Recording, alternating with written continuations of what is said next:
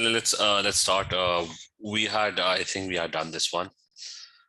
The next one on the same paper, I guess we had done this question as well, and we had done this question. So we're going in reverse. 1 second. So the last question that we did was question number 6. Now we're going to do question number 5, which is about. So this one is about transition metals. So we think suggest a suitable method for carrying out reaction 1. That's the first part. So this one. Suggest a suitable, use the data booklet to suggest a suitable metal to carry out reaction number 1. So what is happening in reaction number 1? You have chromium, which is 3+, and it's turning into chromium, which is 2+. So this is what is happening. Remember, water is neutral, so all the 3+ charge is coming from chromium. So chromium 3+ changes to chromium 2+. So I'll just open the data booklet. This is an electrochemistry question. So if you have a look at the data booklet, you can make sure, and this is what is happening. 3+ changes into 2+, reaction number 1. So go to the electrochemistry table. Where's the table?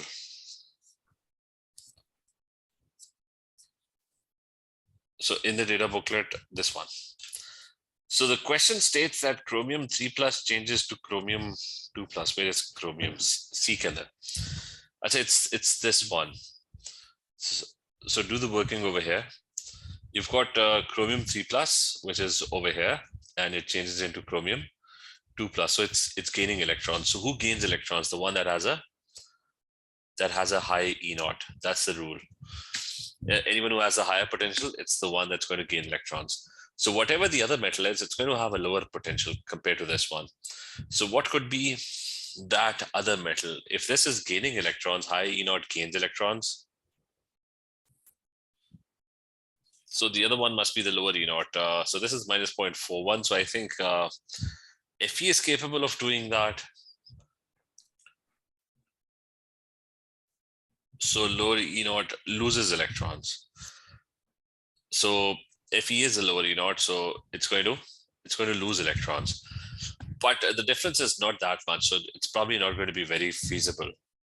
The Fe would turn into Fe2+. We can choose another metal, which we can choose calcium.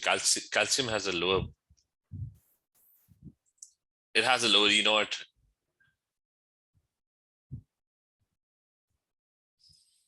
So that would also do the job.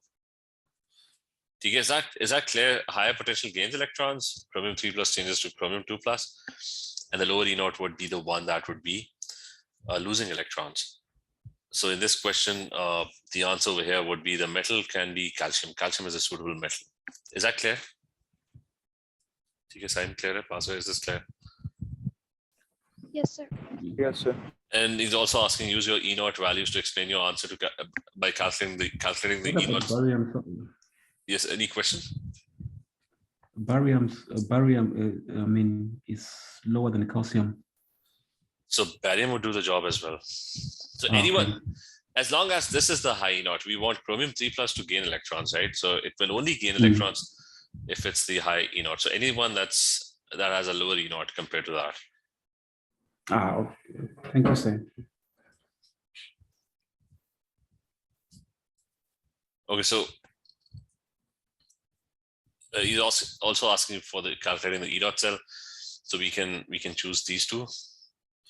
How do you calculate the E0 cell? It's basically higher potential minus reduction potential minus oxidation potential, or higher minus lower. It's going to be one. Higher is this one, minus 0.41. And the lower one is the other one, that's minus 2.87. So that would probably give you plus 2.46, I think, right? So it would probably give you 2.46. So that's going to be your E0 cell. And it's coming out to be 2.46. and you're going to write that it is E naught cell is greater than 0, which means it's a feasible reaction. And let me open the MS as well. What's the 2 marks for? Just a second. Maybe he wants to explain the whole thing. Like that one is the higher potential, it gets reduced, and the other one is a lower potential.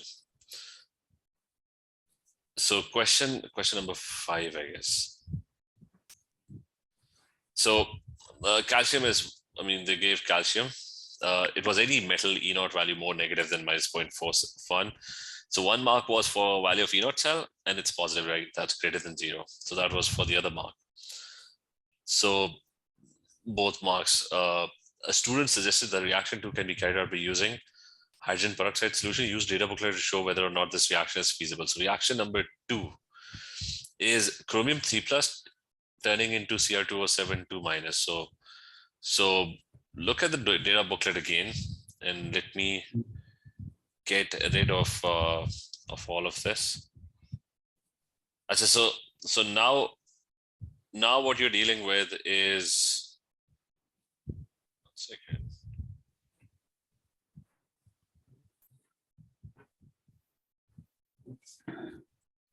So now what you're dealing with is chromium. It was chromium 3+, I guess. 1 second. This one. Chromium 3+ turning into Cr2O7 2-. So do we have an equation? We do have an equation, which is chromium 3+. It's turning into Cr2O7 2-. So basically, it's losing electrons, right? It's going in the backward direction. So who loses electrons? The one that has a lower E naught. That is the one that gets oxidized, that loses electrons. Now, so the other one must have a high E naught. He's talking about hydrogen peroxide, and it would be the one that would be gaining electrons. If this is losing electrons, the other one would be going in the forward direction. It would be gaining electrons. So do we have H2O2 anywhere where it's gaining electrons? We don't. I mean, there's H2O2 over here. 177. So it is gaining electrons. Who gains electrons? The one that has a Higher. high E naught. I mean, relatively speaking, it should have the high E naught. So that was 1.33. So that is the lower E naught. The other one is 1.77. So that is the higher. That is the higher E naught. So this would gain electrons. The other one would lose electrons. So obviously there is a feasible.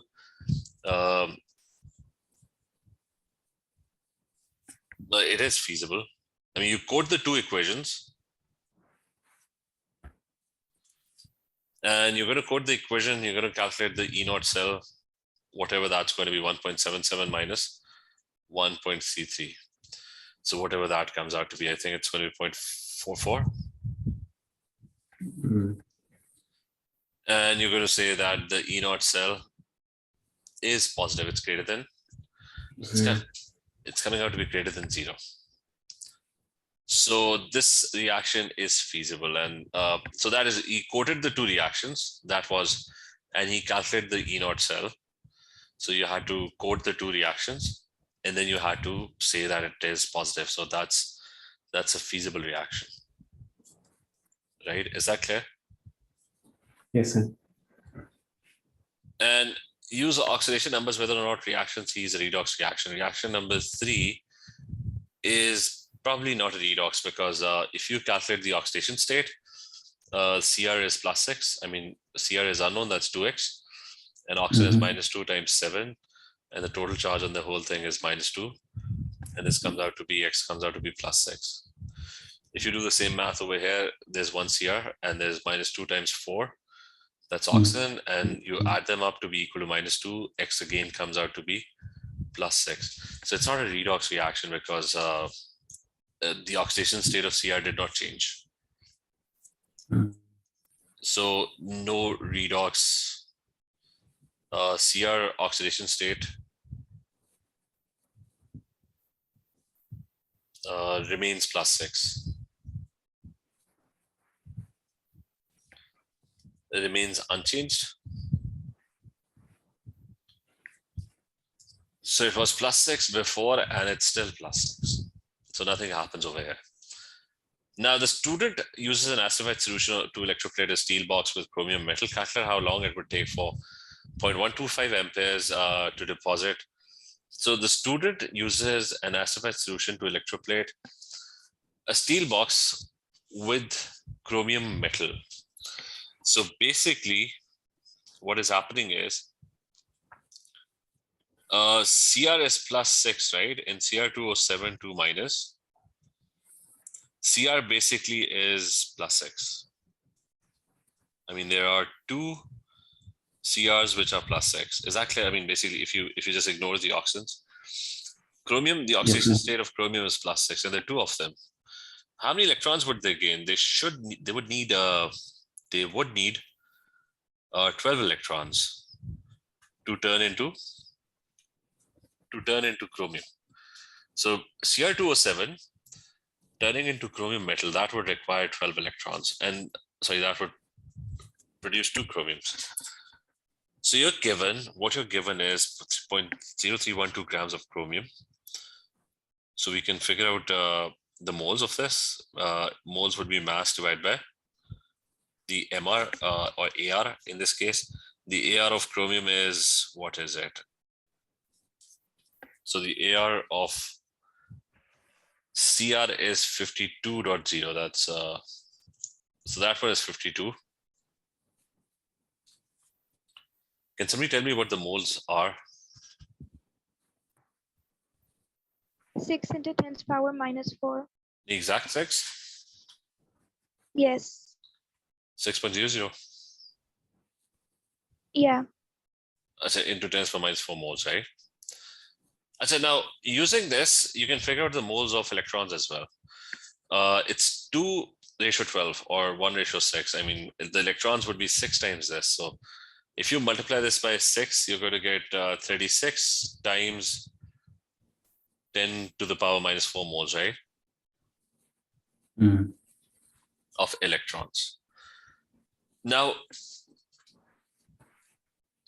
so you're going to get these many moles of electrons. Now, if you know Faraday constant is the charge on 1 mole of electrons.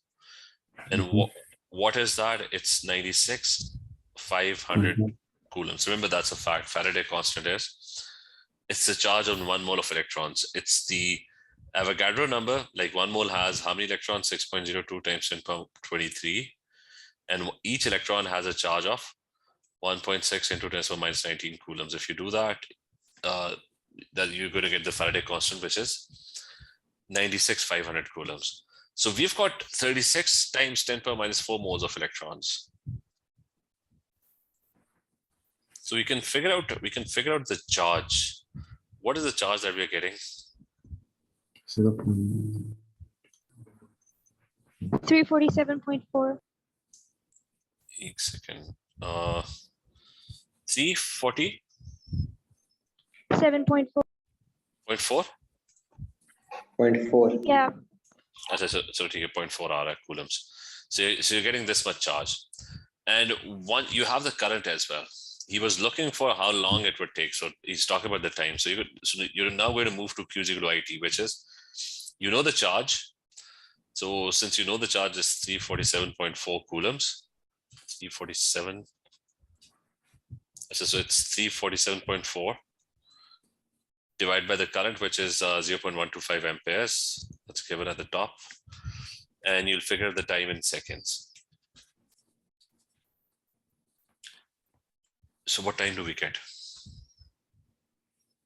2779 seconds. 2779, right? 79. So it 80 coulombs. Okay, I just rounded off to 3 significant figures. So 2780. So are we getting that? Okay, we are getting that. Okay, that's 2780. 80 seconds. I said make it a habit. I mean, a lot of people keep making this mistake. I mean, make it a habit. They will at times cut marks for this. If you had written 2779, your answer cannot be more accurate than the values you're using. So round it off to 3 significant figures. So we got the right answer. Okay, just remember that every time you're going to get a Faraday constant question, this is where the Faraday constant comes in. That if you know the charge, what it basically does is it links Q is equal to IT with moles. Like if you know the charge, you can figure out the moles of electrons. So the question turns into a moles question. If you know the moles question, the question can be turned into a Q is equal to IT question. So it links up moles with Q is equal to IT. So this question is done. Let's go to the previous one. So this is a rate of reaction. Reduce the order with respect to, I mean, the three ways of finding the order of a reaction. One is the half-life method. Then you have the mechanism. And then you have this table where you change the concentration. So reduce the order with respect to CH3CHO. So if I want to figure out the order with respect to this one, which experiments should I choose? The other reactant concentration has to be kept constant. So which experiments would I compare? 1 and 2. Okay, so I'm going to compare 1 with 2. So nothing happens to the OH, my reactant OH. The concentration over here doubles, right? 0.12, and the initial rate of the reaction, it also doubles. So what does that mean? What is the order with respect to this thing? Order one. Okay, so order 1 because it's directly proportional. That rate is directly proportional to the CH3CHO concentration. So the power should be 1. So this is order equal to 1. And reduce the order of the reaction with respect to OH ions. Now, if I want to figure out the order with respect to OH ions, which experiments should I compare?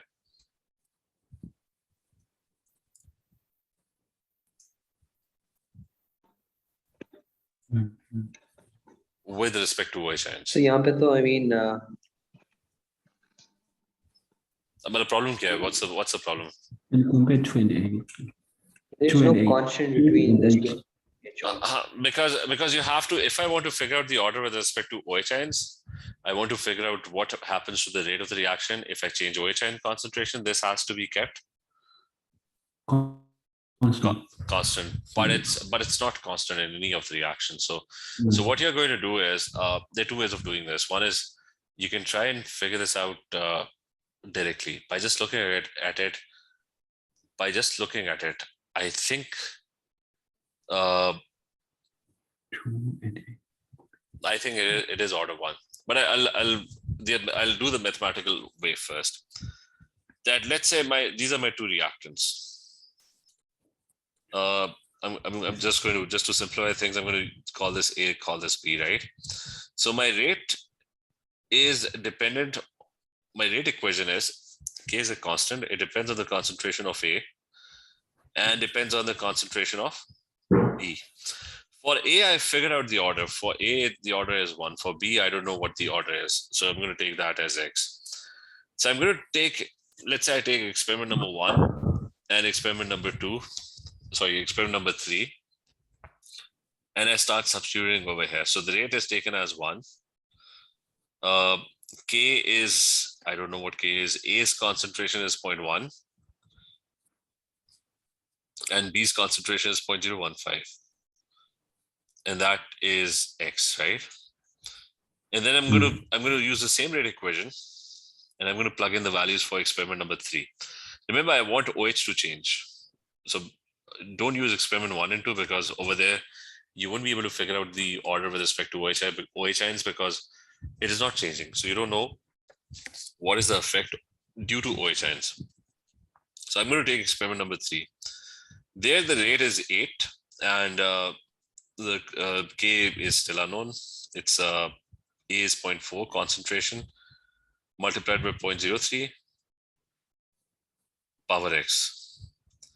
And I'm going to solve these two simultaneously. What I'm going to do is I'm going to take the first K and substitute that K into this K. I mean, the two unknowns in the equation, K and X. So what I'm going to do is, because K is a constant, K is going to have the same value over there as it has over here as well. So I'm going to take the first K. The first K comes out to be 1 divided by 0.1 divided by 0.015x. So I'm going to substitute it over here. So it's going to be 8. K comes out to be 1 divided by 0.1. Like in the first experiment, it's 1 divided by 0.1. And at the bottom, it's going to be 0.015x. And on top, there is 0.4. And there's 0.03x. And now I'm going to try and solve for x. It's going to be 0.8 divided by 0.4. And on this side, I have 0.03 divided by 0.015. Power is x. And both things come out to be exactly the same thing. It's half. I mean, this is 2. The left side is 2. 0.8 divided by 0.4, that's 2. And over here, it's also 2 to the power x. So x comes out to be 1. So that means this second thing had an order of 1.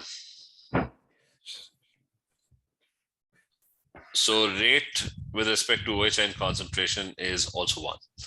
So is that clear? Okay, why can't we figure out the order of this second reactant directly? Because I want the concentration to change and I'll figure out the change in rate. But the other thing has to be kept constant. But the problem is that the other one is not constant. So what I'm going to do is I'm going to plug in the rate equation. I knew the order of the first one. We already figured that out. So K was the constant, rate was dependent on A's concentration and B's concentration, but I didn't know what X was. I didn't know how it's dependent on that. So I plugged in 2 values into this rate equation. And then we solved simultaneously. Substitute K of 1 into the other one, and you'll eventually get your X value as well. Is that clear? Ji sir. But remember, it's just a 1 mark question. You didn't need all this working. It's just a 1 mark question. The shortcut was, the shortcut is slightly difficult. It's like by just looking at the values. Like if you even just compare experiment 1 with 3, you know that this A is order 1. I mean, we already know it's order 1. I know it changes from 0.1 to 0.4. So I know that the rate would also change by 4 times, right? Because we already figured out that this was order 1. So this should have been 4, but it's actually coming out to be 8.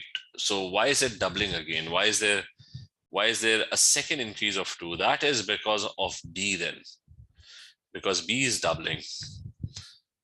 So that is order 1 that, we figured out, by just looking at it, we figured out that A is order 1. So if it increases 4 times, the rate over here should also increase 4 times.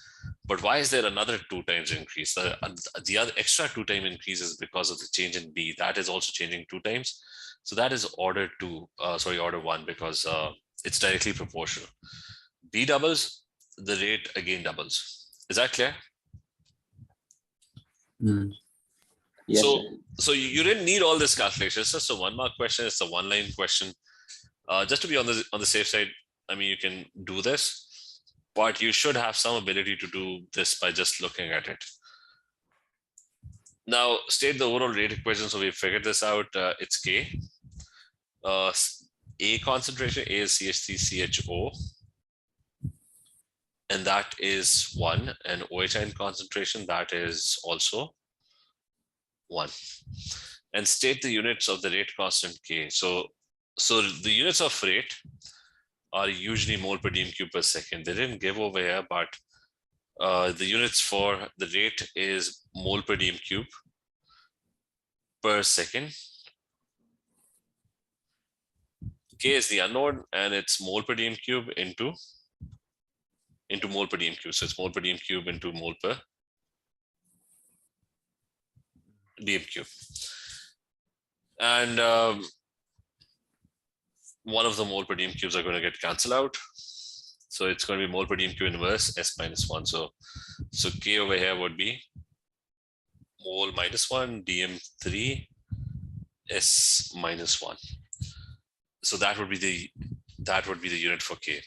And calculate the initial rate of the reaction for the reaction where the CH3CHO is 0.3 mole per dm cube and OH is 0.03 mole per dm cube. So there are two ways of doing this. This again, it's just a 1 mark question. So they're looking for a method that you can do directly. So it's related to the table. So I'm going to revisit the table. I know the order with respect to both of my reactants. So he's saying that this is 0.3 mole per dm cube. And this is 0.03 mole per dm cube. Now I know the order with respect to each one of them. So I'm going to compare it with the first reaction. What should happen? If the concentration of the aldehyde changes from 0.1 to 0.3, that means there's an increase of 3 times, right? And if the concentration of OH increases from 0.015 to 0.03, that's also an increase of 2 times. Is that clear? So order 1 means that the rate would also change by the same proportion. So the rate would also change with the same proportion, that order 1. OH is doubled, so the rate would also, the rate over here is also going to double.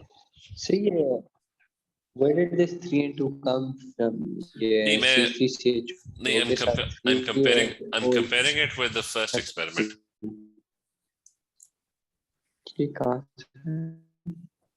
I'm comparing it with the first experiment. Okay, but this is 0.1, right? So second, okay, what if, find the rate if the value had been 0.3 mole per dm cube, right?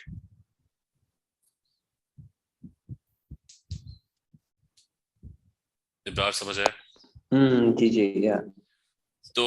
So I'm comparing it with the first one, okay? So that means it's order 1, though that means rate would also increase by 3 times. So one of them is saying that the concentration is doubling, so the rate should also double. So the rate should double. The other one is saying that the concentration is tripling, so the rate should also triple. So overall, the rate would increase 6 times. So the relative rate would be 6. In this case, it's going to come out to be, the relative value would come out to be for reaction. It's going to come out to be 6. Uski thodi si na, just write a few, how is this answer? It's just a 1 mark question. So the previous one, right? Sir, we could pick any other experiment to find that value as well, right? We just picked it because it was 1 and it was because it was easy. This one was easier to solve. Because if I could have picked this one, right? But then the other one would be, I would have to sort of divide it by, it would be a lot difficult because 0.4, that would be 0.4 to 0.3, that's a factor of how much? 75%, right? So, I could have done that. I'll try and do that. Let's say I hadn't, I will still get 6. So let's say it's, I'm going to compare it with the last experiment. So the last experiment is, let's say this is 0.03 mole per dm cube. So that is exactly the same. So I don't need to do anything. And this is 0.3 mole per dm cube, right? So that means this experiment, what factor should I multiply it with? I think that's 3 by 4, right?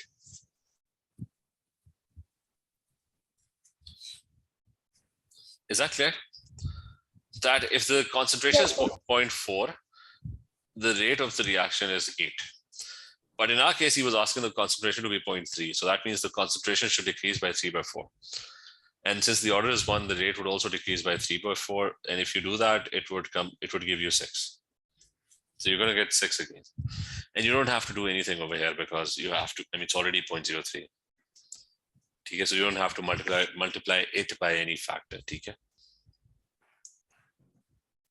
So I'm just checking how the question is answered. The expected answer is 6. Calculation from candidate's answer 2, 3. Anyways, just show some working, at least some working. Okay, tell them that if you compare with experiment 1, just like if you're comparing with experiment 1, tell them that concentration of this aldehyde triples and the concentration of the OH doubles. So applying those factors to the relative value 1 into 3 into 2, that would give you 6. So that's the answer to this one. So then you have this one. A 3-step mechanism has been proposed for the reaction. Use your rate equation to predict which is the rate determining step. Explain your answer. So remember, the aldehyde had order 1 and the OH also had order 1. That means, what does that mean? That means both of them had order 1. So order 1 is the rate. Any reactant that has order 1, they must be included in the rate determining slow step, because the reaction is not dependent on anything that is in the fast step. They're going to have 0 order. So this is your rate determining. So that's your rate determining slow step. So what could it be? I think the first one could be the slow step, because if it's the slow step, then the rate of the reaction is dependent on the OH concentration and the aldehyde concentration. So that makes perfect sense. Step number 1. And the explanation. So how do we find ये slow step है, ये fast step है, or? No, first thing, okay, rate of reaction is dependent on the slow step, right? Is that clear? Okay, yeah. So let's assume the first one is the slow step. Let's say I don't know what the first one is, the slow step. So the rate would be dependent on the reactants that are part of the slow step. So what are the 2 reactants? It's this one and this one, right? So my rate of the reaction would be dependent on this one and this one, right? Ibrahim, is this clear? This comes out to be exactly the same orders that we have. Okay, so what if I had taken the second one as the slow step? So if I had taken this one as the slow step, the rate would be dependent on these 2 reactants, right? So if step 2 is the slow step, so my rate would be dependent on the aldehyde, this one, CH3CHO, and the other one, which is CH2CHO minus 1. Okay. I say it would have been dependent on these 2, right? And this is an intermediate that was formed in the previous step. I mean, this thing was an intermediate that was formed in the previous step. Its concentration itself is dependent on these 2. So I'm going to cut that out and replace it with CH3CHO again and OH ion. And what I did over here was that this ion, when I say that the rate of the reaction is dependent on the concentration of this particular intermediate, then that intermediate concentration itself is dependent on these 2 concentrations. I mean, their concentration would be high, then the intermediate concentration would be high. So when I say that the rate is dependent on this thing, we indirectly mean that the rate is dependent on the concentration of OH ions and this one, because they're the ones that are making this thing. Now, इस case में क्या हो गया? The CH3CHO is coming twice in the equation. So the order would become 2. And OH ion concentration, that's going to be 1. Is that clear? No, I mean, it's only appearing once. Like first I said that this is the slow step, so the rate depended on this thing, right? Yeah. And then I said that this is an intermediate, so it's this ion was made in the previous step and its concentration is dependent on this and this one. Okay. So OH ion only came once in the equation, like in the expression. I said the rate depends on these 2. And okay. I said that the rate depends on these 2. And then this one itself is dependent on these 2. So if you sum up all the factors that on which the rate is dependent, this comes twice, so that's squared, and which ion comes only once. Is that clear? Jay, Saran, by the way, why do you do all this? Why do you consider step 1, then you consider step 2, or फिर एक final rate?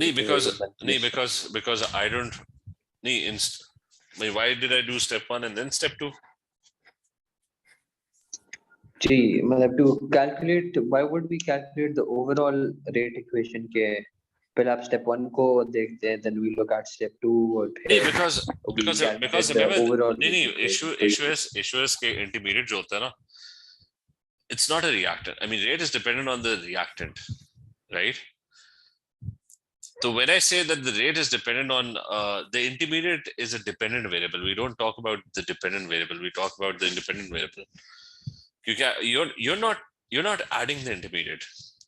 The intermediate itself is dependent on these two ions. So when I say that the rate depends on this thing, what I basically mean is that the rate is dependent on these two. What I want to figure out is how is the rate dependent on my reactants? I don't care about the intermediates. Do you get the point? I'm adding the reactants, right? I'm not adding the intermediate. Ji. So the point is it would be pointless to write the equation like this if I put an intermediate over there, because that is not helpful for me. I can't change the concentration or control the concentration of the intermediate that is formed somewhere between the reaction. So I want to figure out who's forming the intermediate. It's these two, right? So the whole point was that यहाँ पे you're getting order 2, right? But we already did calculate the order, and it was हमारी जो rate equation वो ये है ना, it's order 1 with respect to both. So which is why step 1 was actually the right one. I mean, this one gave you the wrong orders. Is that clear? This is not the slow step. This is the slow step. Yeah. So I was getting rate determining step is the slow step. And in this case, I did not know what the rate determining step was. I had no idea what the rate determining step was. So one by one, I'm going to check whether it's the first one. I'm going to try and figure out the rate equation. So I figured that out. Okay, rate is dependent on this one and this one. Then I tested the second one. What if this one is the rate determining step? Then the rate would be dependent on this reaction and this reactant and this reactant. And then this reactant itself was dependent on these two. So the order came out to be 2 when we summed up all the reactants. But we had, we had already done the math. I mean, we knew that it was order 1 and order 1. So step 1 came out or matched. It matched the orders that we had calculated earlier. Say, and you've got describe the chemical behavior of CH3CHO in step 1. So can anyone tell me what is it behaving like? Like it's got nothing to do with the rate of reaction. The chemical behavior related to organic chemistry. Is it a free radical, nucleophile, electrophile? What is it? Yeah, it's like a nucleophilic substitute. It could be anything else as well. Like, let me say it's not an. Is it an electrophile or a nucleophile or?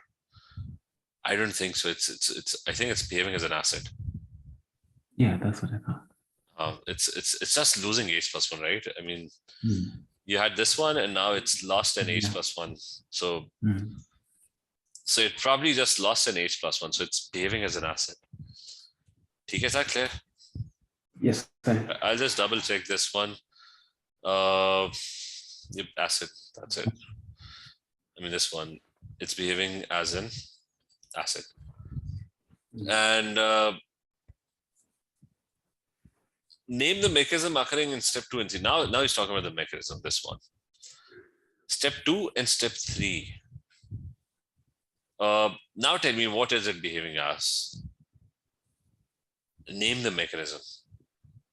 Achha, what is happening? 2 things. You get this. There's 3. There's addition, there's substitution, there's elimination. So this is addition, right? Achha, then is it nucleophilic or is it electrophilic?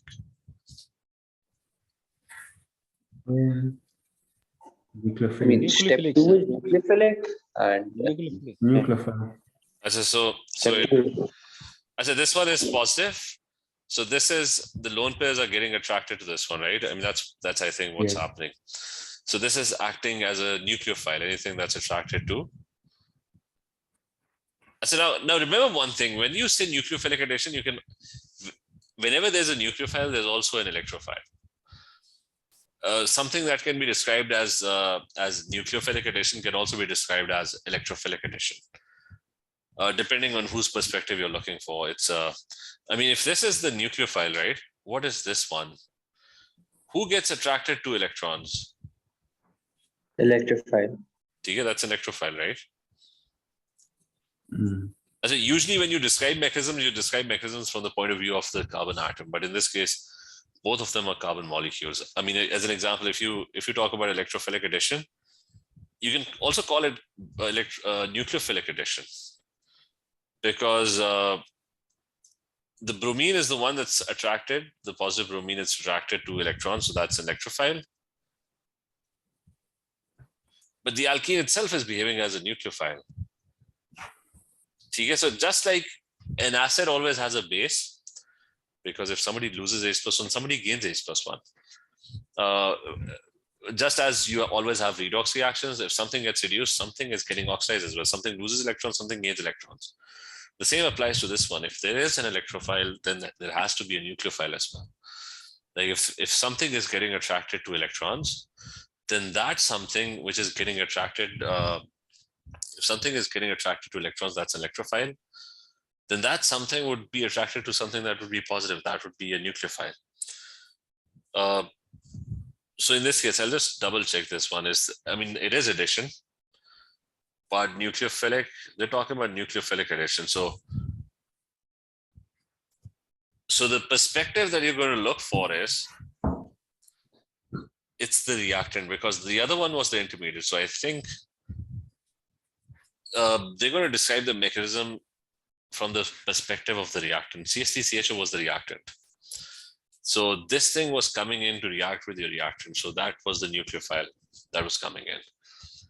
So in that way, I think that calling it nucleophilic addition. I mean, the same over here. Why do you call this electrophilic addition?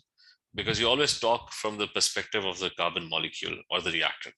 I mean, the bromine is the reagent that is added, and that's the molecule that you have where the bromine molecules go and react. So you always talk from the perspective of this point that there's electrophilic addition happening. So I think in the same way, they're calling this nucleophilic addition. Is that point clear? Yes, sir. And so this is nucleophilic addition. And I'm just checking. It's basically from the perspective of your reactant. That thing is coming in to react. So what is that thing? That's a nucleophile. Now use dipoles to show the mechanism for step 2. So I think that is easy. I mean, this is negative. So the lone pairs are going to get attracted, and the electrons over here are going to be repelled. I mean, that's what's happening. The electrons are getting attracted to the positive, and the oxygen double bond is getting repelled. So that's about it.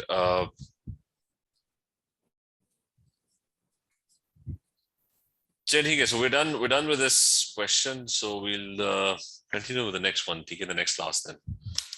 See ya.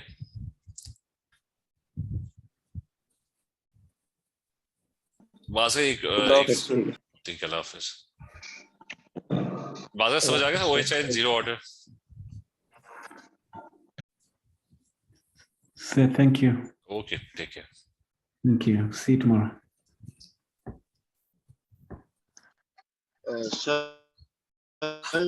हाँ जी।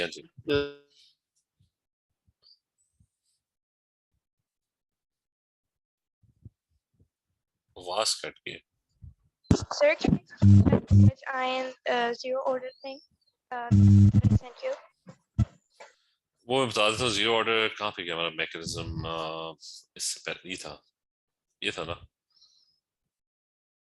ये था। हाँ अच्छा, OHIN zero order नहीं हो सकता. In this case it can't be possible, because for zero order it has to be the fast step. You clear? Rate determining is like slow step. Like, how did you come? I don't know how did that happen? Slow step. How did you know that? Which one? Okay. You wrote that rate determines slow step. Okay, step one. Well, how did I know it's step one, right? How do we know that the first order is slow step? Like, how did you come? I just figured out if I just did trial and error. If this is the slow step, so my rate would be dependent on this one, and it would be dependent on this reactant, right? So my rate equation would come out to be this one. Is that clear? Yeah, that clear? So if this is this is exactly what we got from the table as well.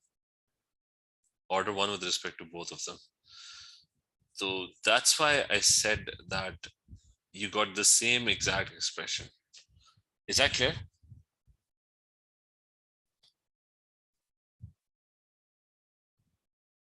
Because this came out to be. But like, why? Like, when do we have a fast step?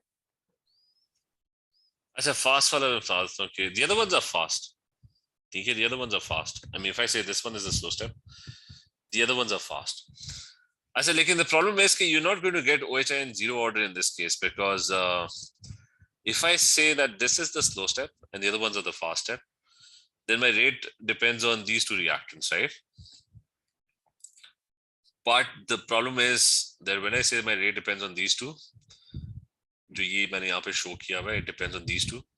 This thing itself is dependent on OHI and CH3, CHO. So OHI दोबारा आ जाता है बीच में. Yes. ठीक है. तो मसला ये कि OHI is never going to be zero order in this case, even if you make this the slow step. But let's make the last one the slow step, right? As if I make the last one the slow step, अब क्या होगा कि rate would be dependent on these two, right? तो इनको मैं A और B कर देता हूँ, ठीक है? अच्छा, so my rate would be dependent on A and B, and then you go back. Now all of them are intermediates. Okay, A was made when these two reacted, right? Yeah, they're dependent on each other. Yeah. So A, so I'm going to write CH3 CHO, and we'll do some minus sign, so it's CH2 with a negative charge and CHO. And B was water, right? Water was made from OHI and this thing, right? Also, both of the variables are there. So B itself is made from these two, right? Okay, जो CH2 CHO है, that itself is made from these two. तो उसको फिर जब substitute करोगे, there'll be a lot of वो factors in it. Is that clear?